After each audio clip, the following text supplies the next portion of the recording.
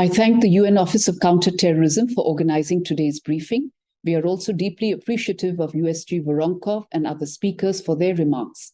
My congratulations as well to Ambassadors Bob Ray and Tariq Ladeb for their appointment as co-facilitators of the review process.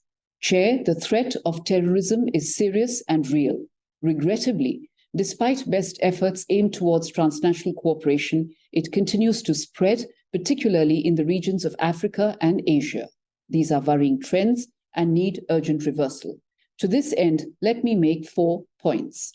1, the threat of terrorism can only be tackled through consistent and unified multilateral action by the international community.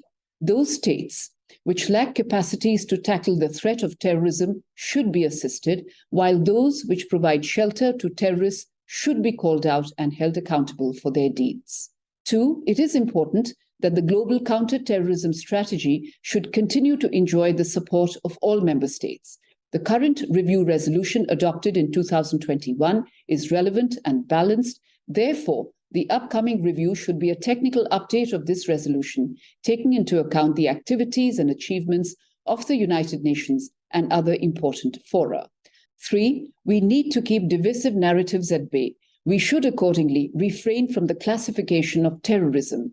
The usage of terms such as right-wing or left-wing or far-right or far-left are fraught with the misuse of them by vested interests. Rather, we should exert our energy on addressing more serious issues, such as the growing threat of terror financing, which has been further exacerbated by the use of new and emerging technologies by terrorists and terrorist groups.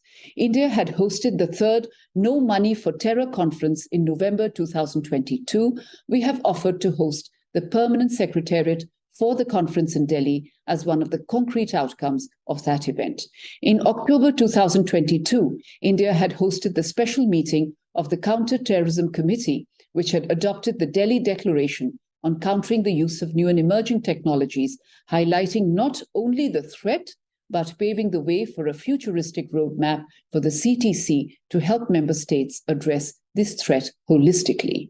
4, it is important to protect the secular nature of the strategy. India strongly condemns all kinds of terrorist attacks, irrespective of religion, belief, culture, race, or ethnicity.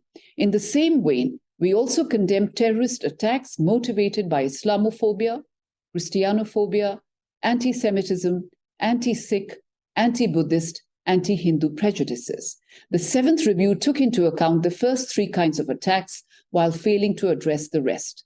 A more sagacious approach would be to keep this reference broad, abandoning thereby a list-based approach in the upcoming review. Chair, as far as India is concerned, we have never hesitated from walking the talk in the effort to fight back the terrorist scourge. In recent years, India has contributed more than $2 million to the UN Office of Counter-Terrorism in support of its global programs to counter financing of terrorism, as well as stemming terrorist travels. Going forward, we also reiterate our support to provide more financial resources to UNOCT from the regular UN budget. I will conclude by quoting Prime Minister Shri Narendra Modi, and I quote, "Even a single act of terrorism is one too many. Even a single life lost is one too many," unquote. With this conviction, India is committed to eradicating terrorism entirely and will not rest until the goal is achieved. Thank you.